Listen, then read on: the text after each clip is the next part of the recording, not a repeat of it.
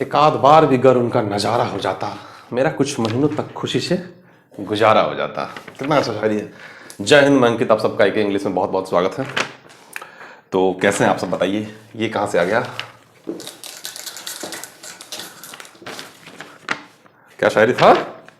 ये शायरी था।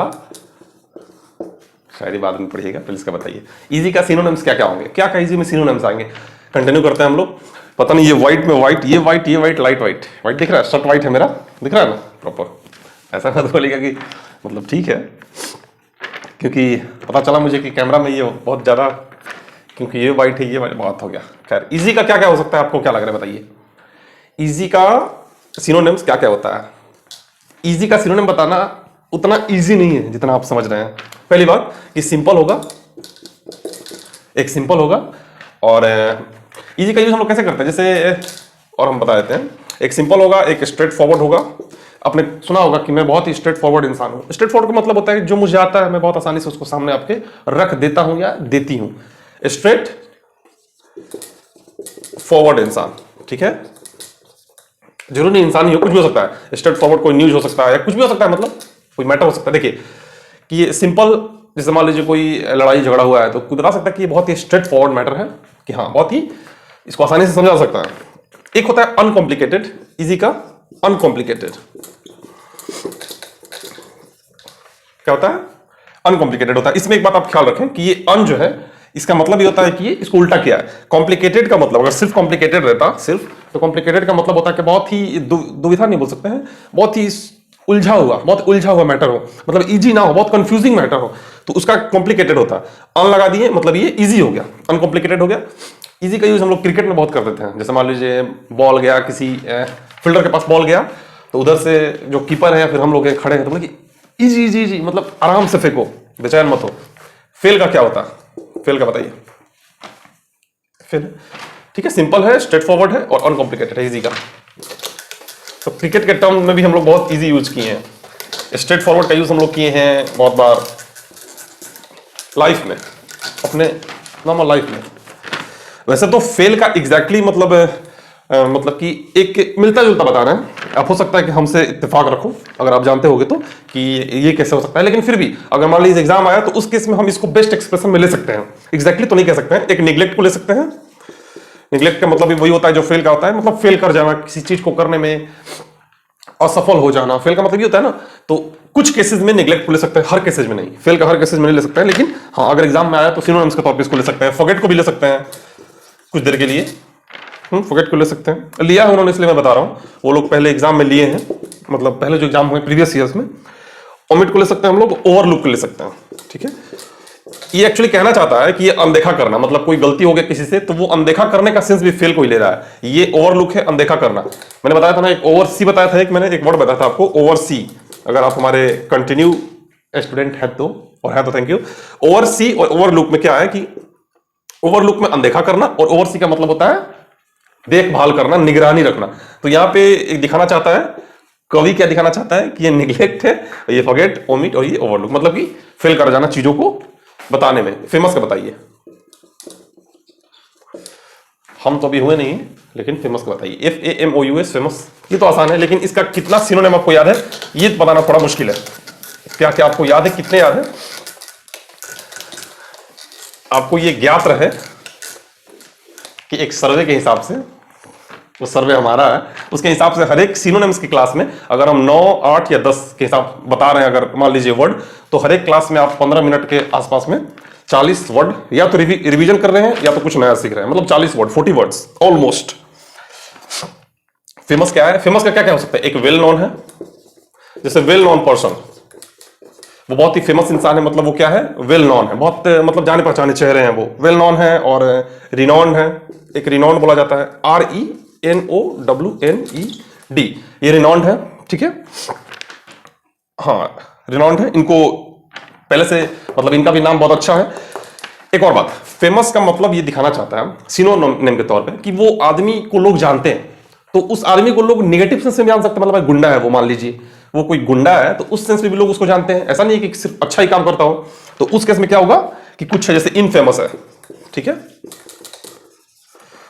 किसी किसी लेक्चर में तो हम लोग 40 से 50 वर्ड तक पढ़ रहे हैं कुछ, ये तो आप जानते होगे, कुछ आप सीख रहे होगे, हो सकता है ये आपने अभी देखा हो, कुछ भी हो सकता है आप सब जानते हो। एक पॉपुलर है तो वो आपको पता है पॉपुलर है, ये वर्ड भी बहुत पॉपुलर है। पॉपुलर का मतलब वही होता है ऑलमोस्ट। और ये इनफेमस का मतलब होता है, इनफेमस का मतलब निगेटिव सेंस में, कोई आदमी इनफेमस है मतलब गंदी चीजों के लिए फेमस है, उसको एक नोटोरियस बोलते हैं, नोटोरियस। हाँ सॉरी ये क्या हो गया, OUS, हाँ NOTORIOUS। नोटोरियस का मतलब वही होता है कि निगेटिव सेंस में किसी का कोई, इसको कुख्यात बोलते हैं। एक होता है विख्यात और एक होता है कुख्यात, ये कुख्यात है, ठीक है, और ये सारे विख्यात।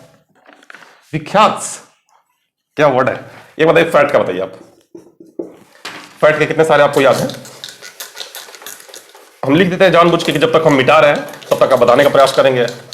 आपके टाइम का बहुत ही अच्छा यूज करना है, बर्बाद तो हमें करना नहीं है, आपका टाइम बहुत कीमती है। खैर फैट का क्या क्या हो सकता है, इसका सिनोनिम आपको क्या क्या याद है? देखिए एक वर्ड बता रहे हैं, इसमें हमको लग रहा है कि आपको एक वर्ड आपको पता होगा, दो वर्ड हमको नया सिखाएंगे। एक है प्लम्प, PLUMP। अगर आप पहले से जानते हैं तो बहुत अच्छी बात है, नहीं जानते तो सीखिए। ये प्लम्प का मतलब होता है फैट, कहीं पे मतलब फैट आ जाना, फैट मतलब मोटापा होता है ना, तो कहीं पे मोटापा आ जाना। चर्बी, चर्बी का सेंस भी ले सकते हैं हम लोग, चर्बी आ जाना, तो प्लम्प बोलते हैं। ओवरवेट आप बोल सकते हो, ओवरवेट। देखिए याद रखिएगा, फैट का ओवरवेट डायरेक्ट सिनोनिम नहीं है, ये बेस्ट एक्सप्रेशन है, ठीक है। ओवरवेट बेस्ट एक्सप्रेशन है, लेकिन हमारा जो भी क्वेश्चन आता है वो बेस्ट एक्सप्रेशन पे ही आता है, सिनोनिम्स बताना बहुत मुश्किल है एग्जैक्टली। और क्वेश्चन ही हमारा आता है बेस्ट एक्सप्रेशन के लिए। एक ओबीस होता है, OBESE। ओबीस मतलब चर्बी होता है, मोटापा होता है। या आपने कहीं हो सकता है ऐसे देखा हो, ओबेसिटी। ओबेसिटी का मतलब मोटापा होता है, ये मोटाई हो गया, ये मोटापा हो गया, ठीक है। ओबेसिटी, ओबीस कुछ भी आप ले सकते हैं। तब तक एक लिख देते हैं, अगला क्या है? फेटल है, FATAL। इसमें बताने का प्रयास करें कि क्या क्या आपको याद है, पहले से वर्ड्स क्या क्या आपको याद है।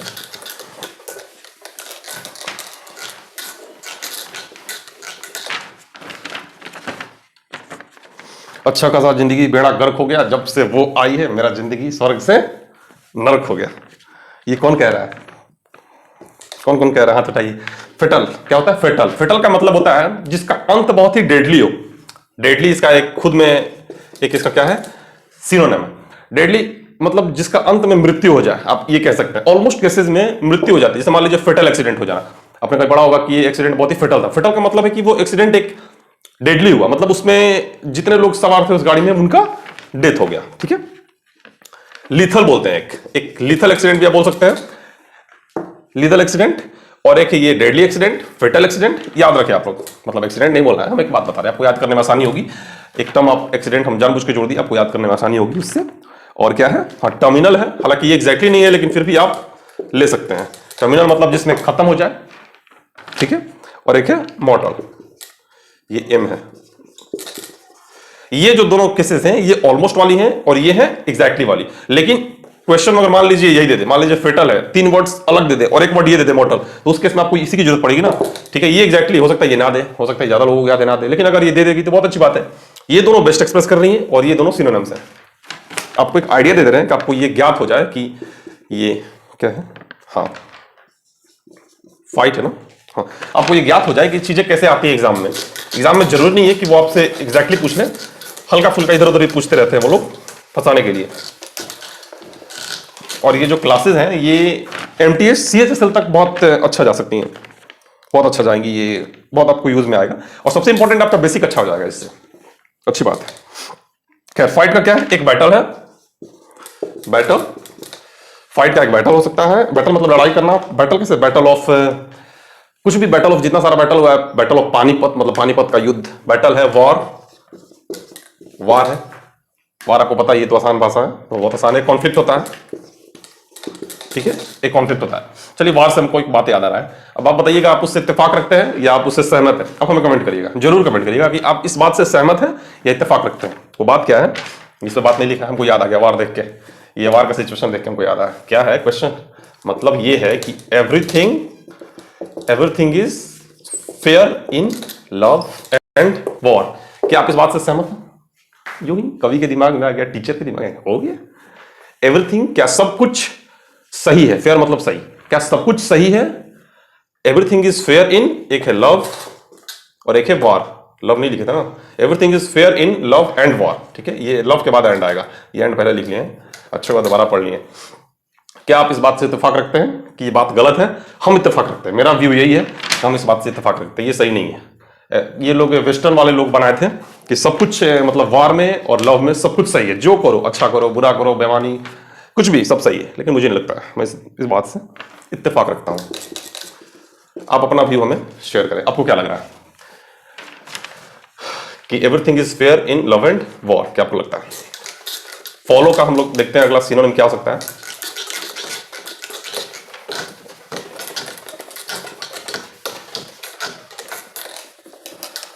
फॉलो का क्या हो सकता है? फॉलो मतलब किसी को पसंद करना, पीछा करना, या किसी के पीछे लग जाना, पॉजिटिव सेंस में या नेगेटिव सेंस में। जैसे एक लड़की बोल रही है कि वो मुझे फॉलो कर रहा है, तो हो सकता है कुछ अच्छा भी लग रहा हो सकता है बुरा भी लग रहा हो, तो लड़की से पूछना पड़ेगा ना। तो ये क्या है, एक देखिए एक वर्ड है, जैसे हम लोग क्रिकेट में बहुत ज्यादा मतलब अपने हम क्रिकेट के फैन है बहुत बड़े, तो इसमें आदत है मुझे, ये चीज में क्या होता है कि इसको हम लोग दो वर्ड बोलते हैं, इसको एक चेस बोलते हैं, चेस और एक बोलते हैं चेज। तो मतलब फैशन है चेज बोलने का, वैसे इसका ये जो टर्म है ना, ये चेस, ये ही इसका रियल प्रोनाउंसिएशन है, लेकिन हम लोग चेज भी बोल रहे हैं आजकल, तो चल रहा है, कुछ भी चलता है। फॉलो मतलब करना, चेज मतलब वही पीछा करना, जैसे मान लीजिए टीम जो चेज कर रही है, मतलब जो बाद में टीम खेलेगी उसको बोलते हैं वो टीम चेज कर रही है, तो वो क्या वो जीत सकती है? नहीं, अलग अलग। एक पर्जी होता है, जैसे मान लीजिए कि कोई पूछता है कि आप ये क्या कर रहे हैं, किस जॉब के चक्कर में, तो बोलोगे ये फलाने जॉब के चक्कर में हम परज्यू, तो क्या कर रहे हैं? परज्यू कर रहे हैं, पीछा कर रहे हैं, किस चीज का? तो कुछ भी याद नहीं आ रहा है, कुछ भी बोलिए, परज्यू कर रहे हैं किसी भी जॉब का। स्टॉक, एक स्टॉक होता है, हालांकि स्टॉक का यूज हम लोग इस केस में बहुत एग्जैक्टली नहीं है, लेकिन ऑलमोस्ट है। स्टॉक का मतलब होता है किसी को घूरना, और ये नेगेटिव सेंस में होता है, खासकर मतलब लड़कियां बोलती हैं कि, और लड़कियां तो लड़कों को ऐसे स्टॉक नहीं कर सकती हैं कि परेशान कर दे एकदम से देखते देखते। स्टॉक का मतलब होता है बहुत देर तक देखना, और गंदी निगाह से देखना, और परेशान कर देना, पीछा करना, गंदी सेंस में, तो स्टॉक बोलता है। लड़कियां बोलती हैं कि वो मुझे स्टॉक कर रहा है, मतलब वो बैठी है, वो उसे गंदी निगाह से देख रहा है, उसे परेशान कर रहा है, आंखों से परेशान कर रहा है वो, ठीक है। तो स्टॉक हो सकता है, पर्जी हो सकता है, चेज हो सकता है, इसको चेस भी बोलते हैं। हम जो भी बोलना है बोलिए, बता दिए। चेस होता है और एक चेज बोलते हैं, चेज जो आपको सही लगे आप बोलिए, दोनों इसको लोग आजकल बोल रहे हैं, ठीक है। अगला है हमारा फ्रेजाइल, क्या है?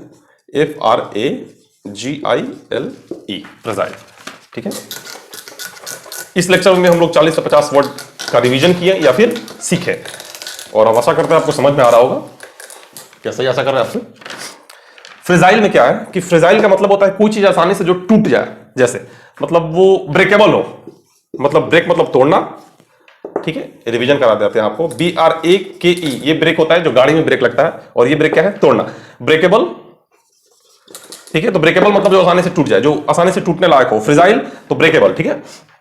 और जैसे देखिए ये जो है, ये आसानी से टूट सकता है? नहीं टूट सकता, ये आसानी से नहीं टूटेगा, तो ये फ्रेजाइल नहीं है, टफ है ये, ठीक है, ये टफ है। तो फ्रेजाइल का मतलब आप समझ पा रहे हो। और क्या होता है? एक डेलिकेट होता है, DELICATE, ये ई है, DELICATE, डेलिकेट होता है, डेलिकेट मतलब जो आसानी से टूट जाए। और एक होता है फ्लिमसी, ठीक है, क्या होता है? फ्लिमसी होता है। तो इसमें आप याद रखें कि ये जो वर्ड है ना, ये फिल्म नहीं है, FILM नहीं है, जो हम लोग मूवी देखते हैं वो फिल्म नहीं है, याद रखें आप, FLIM है, थोड़ा सा उल्टा है, ठीक है। हम दिखे ना दिखे, वर्ड दिखना चाहिए, FLIM है, तो ये फिल्म मतलब मूवी होता है, तो ये अलग मूवी वाला मैटर है। तो इस मैटर से आपको क्या मतलब है, ठीक है। आपको एक वर्ड दिए थे, वो पूछे थे, आप उसका कमेंट करिए, और एक इसका मतलब बताइए आप हमें।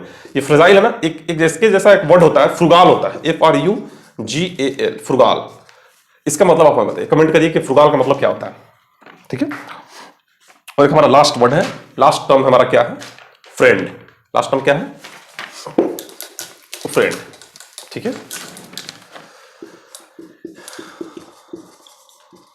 लास्ट टर्म हमारा फ्रेंड है, इसका हम सिनोनिम आपसे पूछ रहे हैं, बताएंगे, ऐसा नहीं कि नहीं बताएंगे, क्योंकि फिर सारा का सारा कमेंट कर दीजिए, दूसरा काम तो है नहीं, ये हम कमेंट करने के लिए नहीं बोल रहे हैं। कमेंट आपको ये करना है, फ्रुगाल छोड़ देते हैं, इसका मतलब बताइए आप, गूगल मत करिएगा, गूगल कर लिए तो फिर फायदा ही क्या है, फिर तो ईमानदारी रही कहाँ, बताइए। फ्रेंड का जो सिनोनिम्स होते हैं वो भाई इसमें क्या है? ACQUAIN, एक्वेंटेंस, दिखने में तो बहुत बड़ा लग रहा होगा कि ये इस साल शुरू होगा तो अगले साल खत्म होगा, लेकिन ऐसा कुछ नहीं, इतना भी ये टफ नहीं जितना आपको लग रहा है।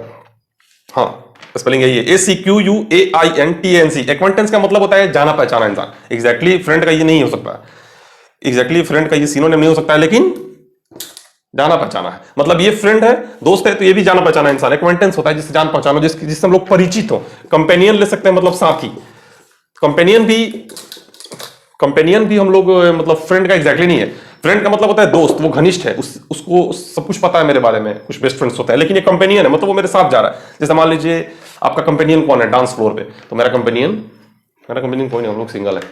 तो कंपेनियन का मतलब वही कि हाँ साथी।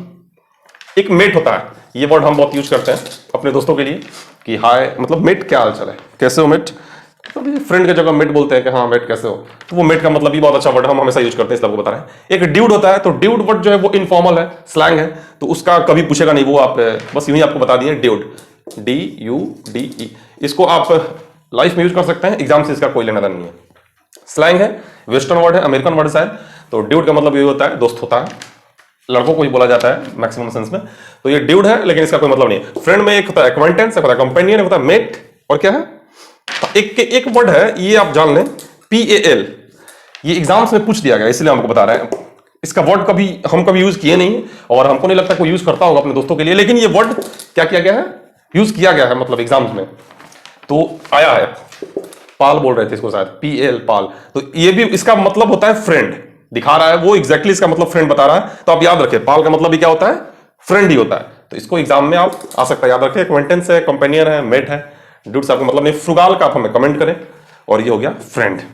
बस यही था, और बाकी आशा करते हैं आप अच्छे होंगे। ख्याल रखिए, खुश रहिए, इससे ज्यादा तो कुछ है नहीं, और फिर मिलते हैं आपसे अपने अगले लेक्चर में।